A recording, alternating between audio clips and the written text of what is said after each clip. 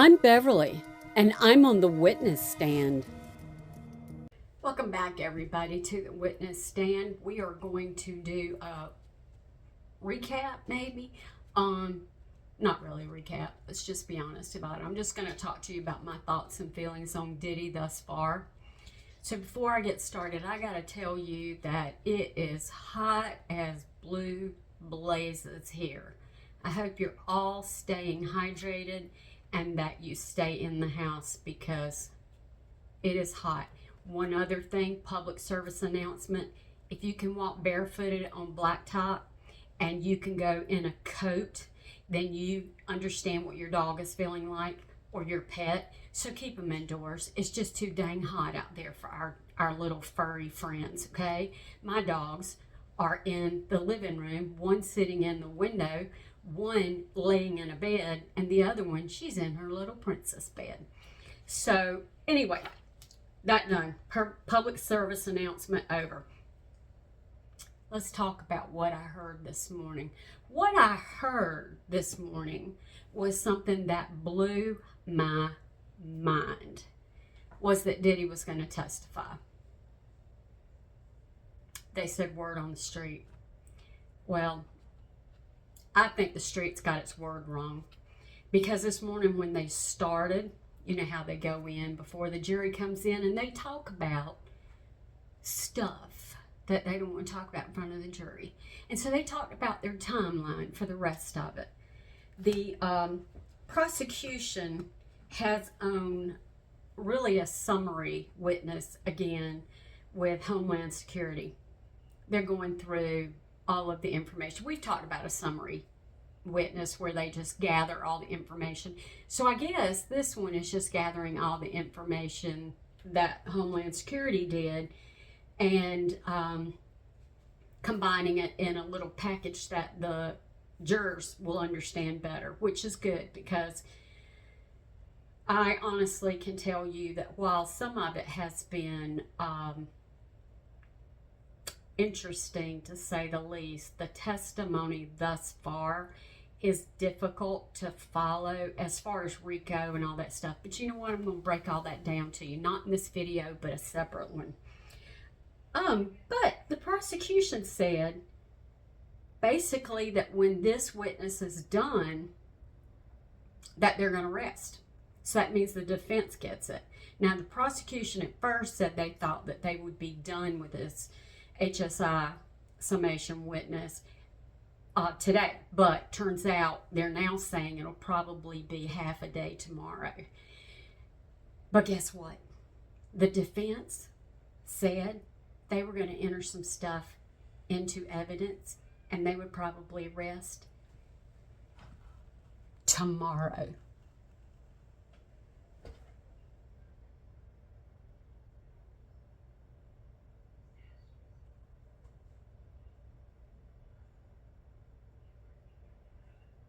They're up to something.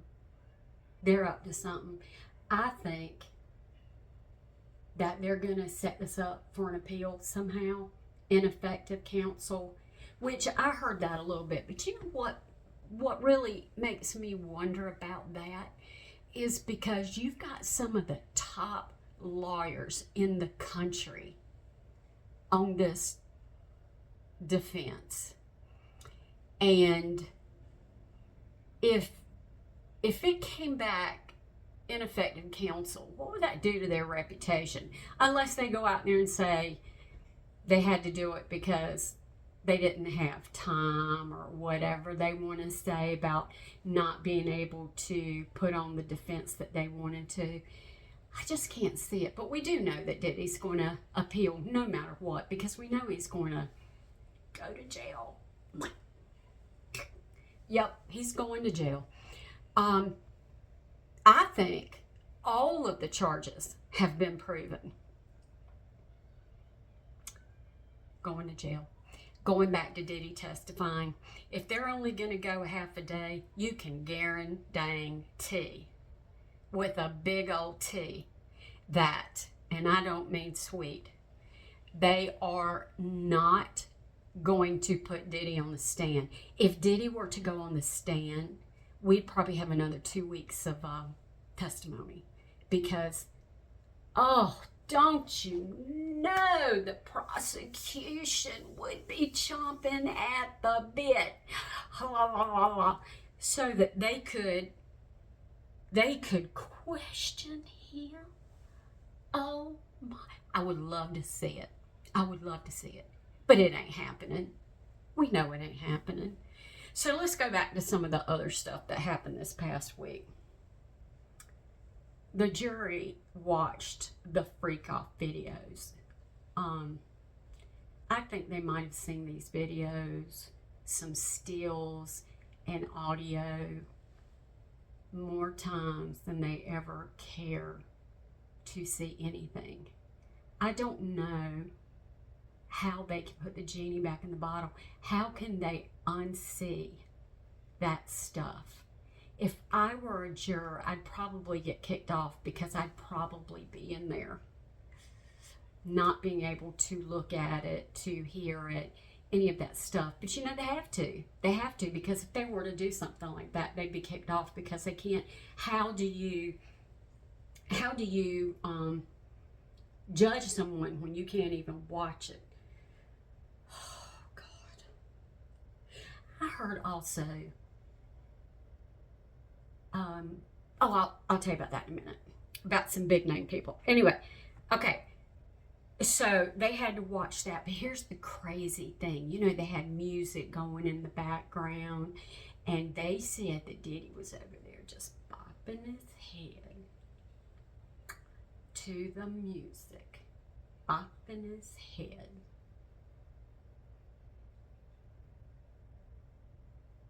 If I was his lawyer, I would stop right there. I'd get myself off the case. I've heard so many defense attorneys say, how can you, people say, how can you defend these people? I don't know. I don't know how you can defend these people. I think they should just let Diddy defend himself, because God knows I think he thinks he could. But I don't know what is happening. Can you imagine being a juror and seeing him just bopping his head? I know he's not doing it the way I'm doing it, but just bopping his head to the music. God, that would freak me out. Freak me out. I'm going back to the shock of resting their case. And then that means, let's just say they rest their case tomorrow. That means jury instruction. No. Closing arguments Wednesday. And they usually take 2 to 3 hours.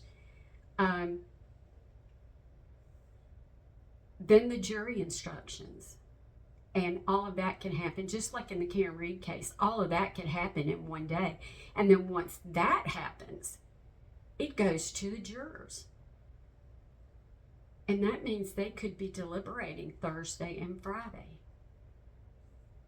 If I went back to that room and they took a poll, if it were me, if the jury decided based on what I thought, it would only take time for me to sign that form, and I'd be back out there with the guilty on all counts. But that's just me, and I know I'm showing my bias there, but I just don't see how you can not show some bias. I don't see how you could do anything to defend this man. And anybody who says that he is not guilty, well, they are crazy. And if there's an attorney out there that says they haven't proven RICO, they haven't proven all of the other stuff, it's domestic violence, it's a way of life, it's swinging, it's all that stuff, well, they're just blowing smoke, or they are lying, and they think more of themselves than they do of the absolute truth. They are delusional. Delulu. You hear me? Okay, so I want to talk now about Brendan Paul, the drug mule. I think that's a little bit unfair, because yes, he was, but he wasn't the only one. And I just kind of feel like they're really, the public is really getting this picture of him, that Diddy's enterprise all hinged on Brendan Paul getting drugs. There were a lot of them that got drugs. So, but you know what is the craziest thing? Is they said that he started out making $75,000 a year, and then he went up to $100,000 a year. If I were carrying drugs for Diddy, do you think for 1 minute that I would carry drugs for a measly $100,000 with this guy being an absolute billionaire? Oh, hell no. Oh, no. You'd be giving me the moolah. If I was going to do it, I wouldn't do it. But if I was going to do it, you would dang sure pay me. Dang sure. Now, I did not understand Brendan Paul's testimony. I thought he was a state's witness, which he was because he was called by prosecution. And I thought he was given immunity, which I'm pretty sure he was. Now, if you're given immunity, then you've got to be given immunity for something. Did he do some time? Did he do some jail time? I gotta go back and look at that, but I don't care either way. He got up and he talked really pretty well about Diddy. Yeah, he talked like he was very fond of him and that he looked back on his time there as something positive, that, you know, that he learned a lot of stuff. And this man was not, you know, he was not somebody who couldn't work. I mean, he was pretty successful before. Don't ask me what it was, because I don't understand. I want to say it was in the music industry, but it doesn't really matter. He was successful in whatever it was he did. But I didn't see where he turned any kind of evidence that hurt Diddy, with the exception of saying that he carried the drugs. I think there was enough drug testimony that wasn't even necessary, but it still goes back. I just don't think he was effective. So I don't know, maybe I just have a different opinion for it or about it, but I just didn't see it as being effective at all.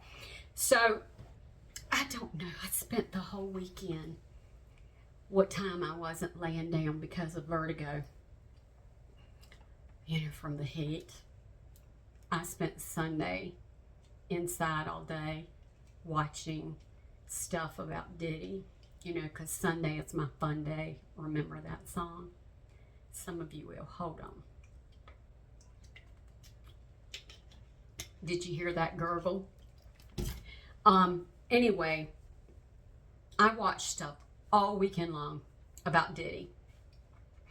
I watched some videos or interviews with, I think I got this right, Big Homie CC, who now has a security company, which his interview dropped names, and oh my God, it was so interesting. And I saw a few of those.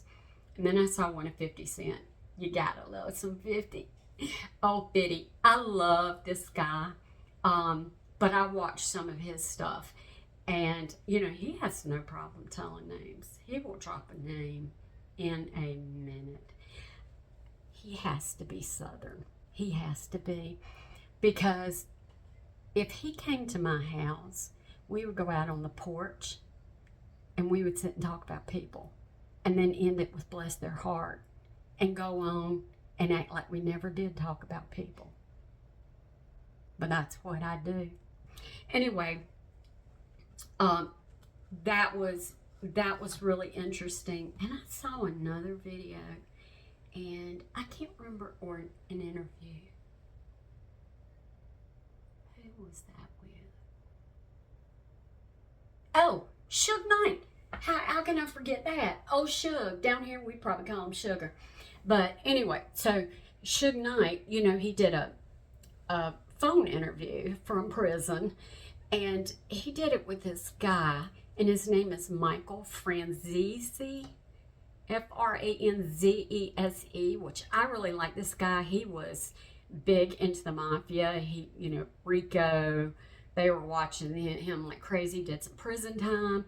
He did prison time on the same tier in the same prison as where Epstein was. And his thoughts on Epstein is really cool, but he's kind of like the rest of us. Nobody believes that he committed suicide. It was just, there's a lot. I could talk about that forever, but that's not who we're talking about. But go watch him. He's got a podcast, YouTube channel, podcast, I think, but I know I saw him on YouTube. Michael Franzese. Go watch him because he did the big homie CC, and he did, I don't know if he's done 50. I don't know.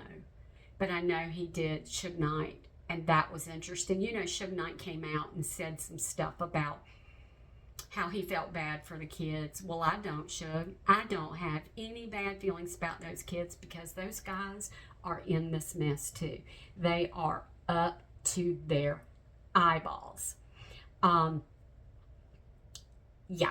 So I don't know about the girls. I don't know what the girls. Can you imagine what those kids have grown up with?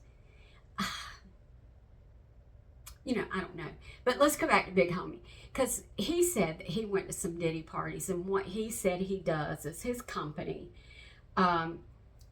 will protect women. He says that he feels like guys, I don't know about some of these guys, they probably use some security too. But he said that he felt like women, especially at these kind of Hollywood parties, but Diddy parties. He said that he would protect women because he felt like they were the most vulnerable, and he would call the one that was the main person the principal, and not like below deck with the primary, but it's the same thing, the principal. And he talked about how he had the principal and two of her friends. I think it was two of her friends. They were at one of the Diddy parties. And he said you knew when it was time to be done.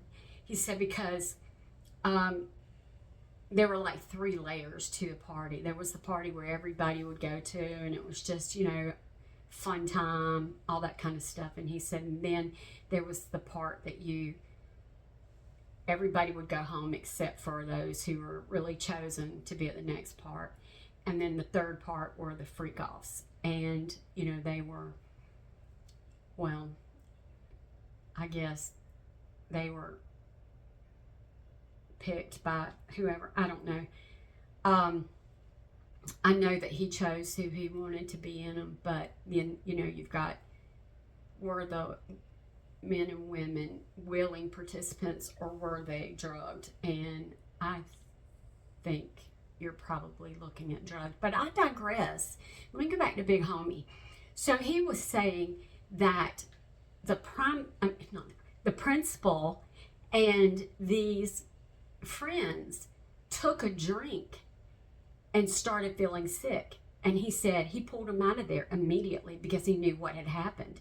He said they always have open bars, and he said there's a lot of stuff that they are putting in these drinks. So he said when he takes women to parties, that he brings their drinks, like the champagne or whatever. And so when they're ready to drink, he gives it, he pours it, and makes sure that they are getting the clean drinks and they're not getting stuff that, is tainted in some way, or, going to make them not be able to resist, remember, or whatever. But I like that. I thought that was good. And he said he always watched out for them, and he thought when he saw, some men being a little too grabby, that they would step in on that too. And that is so nice. That is just really nice. And I'd also have him on the porch. I would. We call that porching. I would have him out there because I bet he has some fascinating stories. I mean, he did in this interview. No, it was a really good interview. But he talked some about R. Kelly. And this is the thing. He talked about, and if you can't figure it out, which it took me a minute, you know how when you talk about certain things on social media, YouTube, TikTok, Insta, Facebook, any of those things, if you say something that could be tagged or flagged, that you say something different or you have it bleeped out or whatever.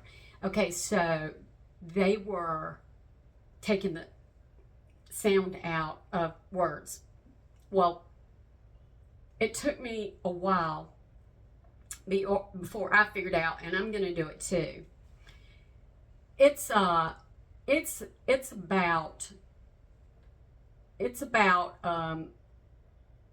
a thing called psi, and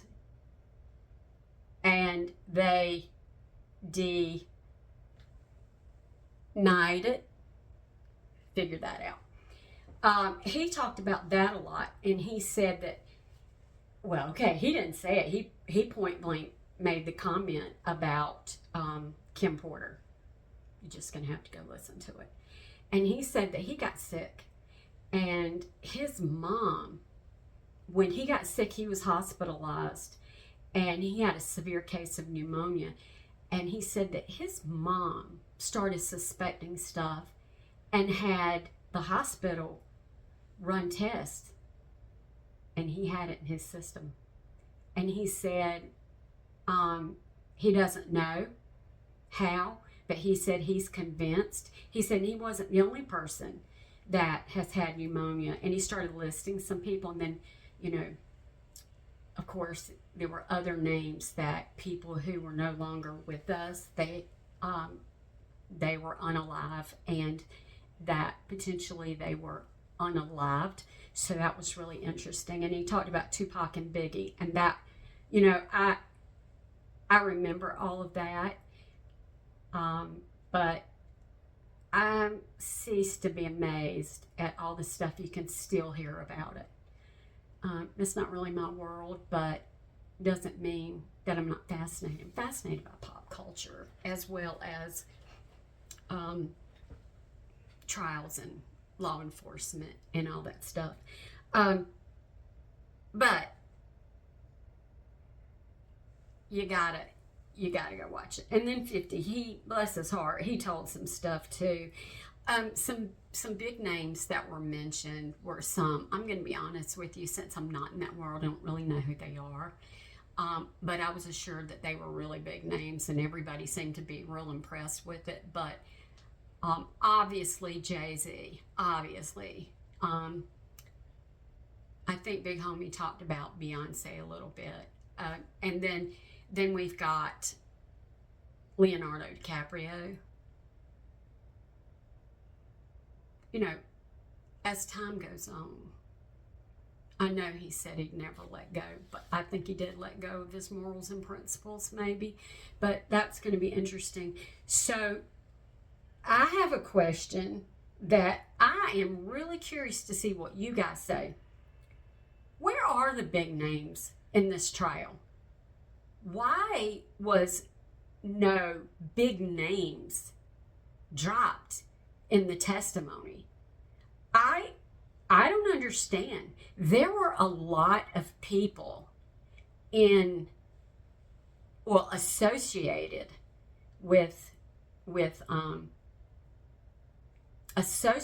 with Diddy, including a former president. If you go watch the videos, you'll see what I'm talking about. They're really interesting, and I encourage you to go look at other videos as well as mine. I would like for you to watch mine first, and then, because I think you get a really good thought and opinion At least I think so, because I'm the 13th juror. But I don't know where those big names were. Where are some of the ones that you always saw in videos at the Diddy parties? Do you know who you saw, or if you go look at some video of those parties, do you know who I've seen so many times? And that's Kevin Hart. Where is he? Why isn't anyone talking about him? I don't know if he has anything to do with this, but I dang sure bet he knows something. So where is he? I hear that there's an investigation right now on Jay-Z. My question is it open investigation? I mean, is there one? Are we gonna get this trial over with, and then other names are gonna start falling? I don't know, but I'd sure like to know. Again, inquiring minds like mine want to know. Now, last thing I want to talk about. KK. I saw where somebody had made a comment somewhere about KK and alluding to the fact that it was Kim Kardashian. I don't know where the Kardashians fall into this at all, if they do. I know that Chloe mentioned something about a Diddy party on an old show, before she had so much plastic surgery. But that's neither here nor there. KK is not Kim Kardashian, Khloe Kardashian, Kourtney Kardashian. I think that's all of the KKs. Anyway, so who it is Christina Coram. And she was Diddy's right-hand woman. She was the Ghislaine, whatever her name is, Maxwell, to Diddy. No. Yes, she is the Ghislaine Maxwell of Epstein to Diddy. So does that make sense? I've talked about it before. I'm gonna say it again. She has all the cards. Why is she not mentioned? Well, she was mentioned in the trial, but why was she not called? Why was she not called to the stand by the prosecution? I'll tell you why I think it is. I'll tell you. I think that they've given her immunity. I don't know where she would testify. I think that you have to give, like, if you say you know that the defendant did something, I think you have to back that up with how you know that, how you found that out, and then bring in a corroborating witness for that. I don't know. But I do believe that she's been given some immunity. But I also wouldn't be the least bit surprised. I bet my apple pie that she's going to take a plea. But she better not get less than 20 years, because that's what Ghislaine got. And I'm pretty sure she went to trial. See, I didn't cover that one. That would have been a really good one to cover. But I think if Ghislaine is in prison for 20 or 20 plus years, KK should be there too. But I'm waiting. I don't see how in God's name by next week old Diddy is not sitting in prison. You can't tell me. Listen, if he gets off of this, I believe you'll see riots. I do believe you'll see riots.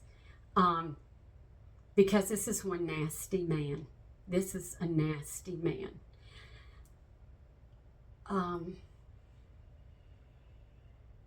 He is Satan's spawn. Satan's spawn. Anyway, okay, I've said enough. I'm watching the rest of the trial today. I will update you if something important happens today, which I've been waiting the whole time for the defense. So if something else does, I will get back on here and I will update you. In the meantime, you may step off the witness stand. I'm Beverly, and I'm on the witness stand.